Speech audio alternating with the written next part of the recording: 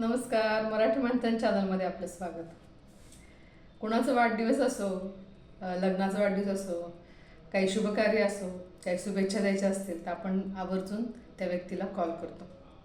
आपण आपल्या रुटीनमध्ये किती बिझी असतो तरी आपण त्यातून वेळ काढून त्यांना कॉल करत असतो. का कॉल करतो?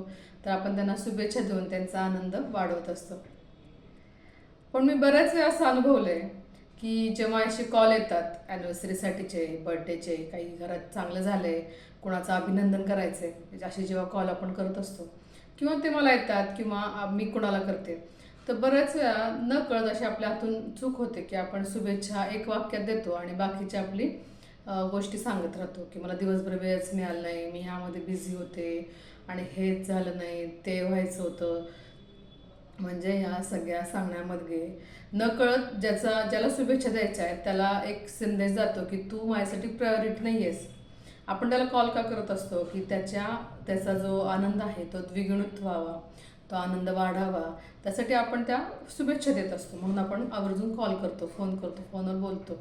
पण बऱ्याच वेळा आपल्या डोक्यात काहीतरी असतं आणि मग आपण ते सांगतो आणि त्या सांगण्यातून एक छोटासा मेसेज जातो की बाबा तुझ्या त्या शुभेच्छा महत्त्वाच्या नाही आहेत, तर माझं हे बाकीचे ज्या गोष्टी आहेत त्या खूप महत्त्वाच्या आहेत की सकाळपासून वेळच नाही मिळाला, करीन करीन म्हणलं राहूनच गेलं, हेच व्हायचं होतं, ते झालं, मग हे झालं, असं करून मला रात्रच झाली, संध्याकाळच झाली आणि हा आला तो गेला, ह्या बाकीच्या गोष्टी आपण खूप सांगत राहतो.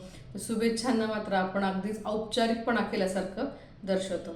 तर मला असं म्हणायचं आहे, आपण कितीही बिझी असलो, कितीही आपण कामात असलो तरी आपण वेळ काढून फोन करतोच की नाही.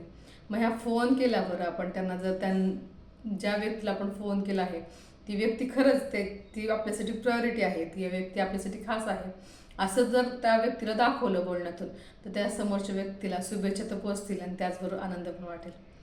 तर हे नक्की करून बघा. अशी आपल्या हातून जर खरंच चूक होत असेल तर ऑब्झर्व करा आणि ही चूक कशी टाळता यायचा प्रयत्न करा.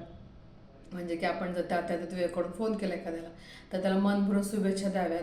बाकीच्या गोष्टी सांगण्यापेक्षा काही चांगल्या पॉझिटिव्ह गोष्टी सांगूयात की आत्ता मी फोन केला आणि मला हे वाटलं, मला हे आठवलं, त्याच्याबद्दल, त्याच्यासाठी, त्या शुभेच्छांच्या रिलेटिंग असं काहीतरी गोष्टी त्यांना सांगितल्या तर समोरच्यालाही त्याचा आनंद द्विगुणित व्हायला मदत नक्की होईल.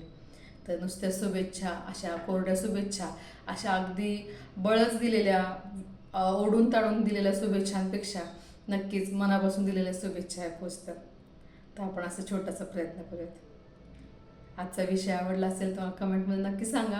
अजून तुम्हाला कोणकोणत्या विषयामध्ये व्हिडिओ ऐकायला आवडतील हे देखील मला सांगा. धन्यवाद.